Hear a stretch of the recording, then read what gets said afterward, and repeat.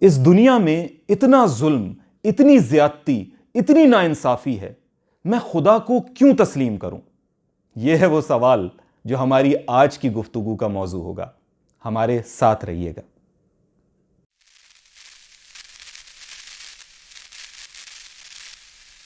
کہتا ہوں سچ کہ جھوٹ کی عادت نہیں مجھے۔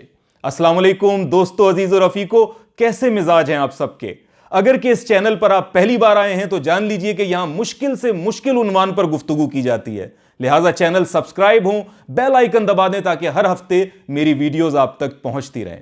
آج کے عنوان کی جانب بڑھتے ہیں۔ صاحبو، ہمارے خوش یا غمگین ہونے سے یہ حق تبدیل نہیں ہوتا کہ زمین گول ہے۔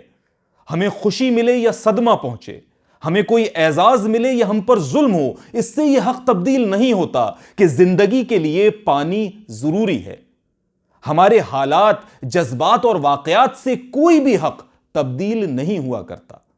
لیکن کیسی افسوسناک بات ہے کہ کچھ لوگ سب سے بڑے حق یعنی اللہ رب العزت کے وجود کا یہ کہہ کر انکار کر دیتے ہیں کہ ہائے میرا پیسہ لٹ گیا اس لیے خدا نہیں ہے، ہائے میری محبت مجھے چھوڑ کر چلی گئی اس لیے خدا نہیں ہے، میری اولاد مجھ سے بچھڑ گئی اس لیے خدا نہیں ہے، فلاں جگہ زلزلہ، سیلاب یا قحط آ گیا اس لیے خدا نہیں ہے۔ نہیں عزیزو، اللہ رب العزت اس دنیا کا سب سے بڑا حق ہیں اور ان کا ہونا آپ کے حالات، جذبات یا واقعات سے مشروط ہرگز نہیں ہے۔ دین نے کبھی یہ دعویٰ نہیں کیا کہ اس دنیا میں سب کو انصاف ملے گا، بلکہ یہ ایک ایسی بات ہے جو بہت سے لوگوں نے دین کی نسبت سے گھڑ لی ہے، خود سے اختراع کر لی ہے، ورنہ دین تو اس کے بالکل برعکس مقدمہ پیش کرتا ہے اور بتاتا ہے کہ اس دنیا کو امتحان کے اصول پر بنایا گیا ہے، جہاں سب کی آزمائش ہوگی اور جہاں آزادی ارادہ و اختیار سب کو، چاہے وہ اچھا ہو چاہے وہ برا ہو، حاصل ہوگا۔ لہٰذا یہاں ہم دیکھتے ہیں کہ بعض اوقات قاتل صاف بچ نکلتے ہیں اور مظلوم پھانسی چڑھ جاتے ہیں۔ یہاں پر بعض اوقات ظالم ساری زندگی عیاشی کرتا ہے اور مظلوم پوری زندگی مظلومیت کی چکی میں پستا ہی رہتا ہے۔ در حقیقت یہی وہ ناانصافی ہے جو انسان کے اندر اس فطری تقاضے کو پیدا کرتی ہے کہ کوئی ایک دنیا ایسی ہونی چاہیے کہ جہاں انصاف اپنی کامل صورت میں رونما ہو، جہاں اچھے کو اس کی اچھائی کا بدلہ ملے اور برے کو اس کی برائی کا پورا پورا بدلہ حاصل ہو۔ دین اسی دنیا کی بشارت دیتا ہے۔ وہ بتاتا ہے کہ اس آنے والی دنیا میں انصاف اپنے کامل ترین تقاضوں کے ساتھ رونما ہوگا۔ دین کے اس کھلے مقدمے کے باوجود بھی اگر کوئی شخص اللہ کے وجود کا یہ کہہ کر انکار کر دیتا ہے کہ فلاں جگہ زیادتی، بھوک، ناانصافی ہے یا قحط ہے، تو ایسا اس کا سوچنا محض لا علمی اور کچ فہمی کا ثبوت ہے اور اس سے ہمدردی اور افسوس کے سوا کچھ نہیں کیا جا سکتا۔ اس دنیا میں تو مکمل انصاف کا تصور بھی محال ہے۔ یہاں تو عالم یہ ہے کہ راشی، رشوت خور، کرپٹ لوگ بعض اوقات عیاشی کی زندگی بسر کرتے ہیں اور ایک کسان، ایک مزدور پر زندگی کی بنیادی ضروریات پوری کرنا بھی محال ہو جاتا ہے۔ وہ شاعر نے کہا تھا نا کہ ہے تلخ بہت بندے مزدور کے اوقات۔ کتنے ہی فسادی، قاتل اور کرپٹ لوگ ایسے ہیں جو ساری زندگی عدالت کی پکڑ میں ہی نہیں آتے۔ لیکن چلے مان لیتے ہیں کہ اگر کوئی شخص پکڑا بھی جاتا ہے اور عدالت اسے سزا بھی سنا دیتی ہے تو کیا یہ انصاف کی مکمل صورت ہے؟ ایک مثال سے سمجھتے ہیں۔ فرض کیجئے کہ ایک بوڑھے انسان نے ایک نوجوان کا قتل کر دیا۔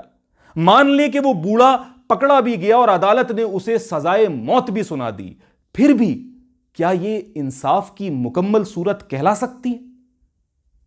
کہنے کو تو ایک قاتل نے قتل کیا اور اس کے بدلے اسے قتل کر دیا گیا تو یہ انصاف ہو گیا، لیکن کیا واقعی یہ مکمل انصاف ہے؟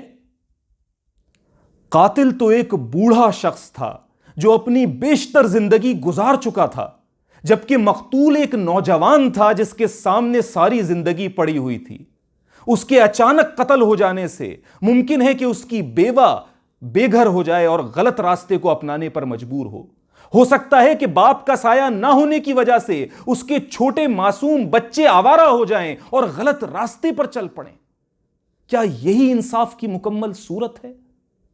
ذرا سوچئے۔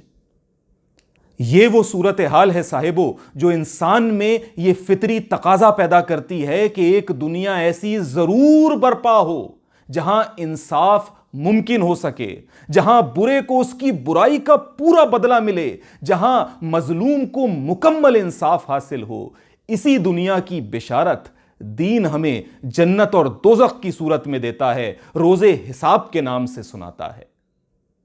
صاحبو، بات کو اس زاویے سے بھی سمجھیں کہ انسان مجموعی طور پر ایسی فطرت رکھتا ہے کہ وہ کبھی ناممکن کا تقاضا نہیں کرتا، یعنی وہ یہ دعا نہیں مانگتا کہ اس کی 2 کے جگہ 4 ہاتھ نکل آئیں، وہ یہ تمنا نہیں رکھتا کہ کل 2 جمع 2 4 کے بجائے 2 جمع 2 5 ہو جائیں، گویا وہ ناممکن کا تقاضا نہیں کرتا۔ لیکن کیا یہ عجب نہیں ہے کہ وہ یہ دعا کرتا ہے، یہ تمنا رکھتا ہے کہ وہ ہمیشہ جوان رہے، اسے بیماری کبھی نہ پکڑے، اس پر بڑھاپا کبھی نہ آئے، وہ ہمیشہ کی زندگی جیے، اس کی ہر خواہش ہر تمنا پوری ہو۔ اس کا یہ فطری تقاضا، یہ باطن کی آواز در حقیقت اس آنے والی دنیا کی ندا ہے، پکار ہے جو کل یقیناً برپا ہونی ہے، جہاں پر انصاف اور اجر اپنی کامل صورت میں انشاءاللہ ہمیں حاصل ہوگا۔ چلیے جناب، اسی نقطے پر آج کی گفتگو کو سمیٹے لیتے ہیں۔ چینل ضرور سبسکرائب کیجئے، بیل آئیکن دبا دیجئے تاکہ ہر ویڈیو میری آپ تک پہنچتی رہے۔ اپنا بہت سا خیال رکھیے گا۔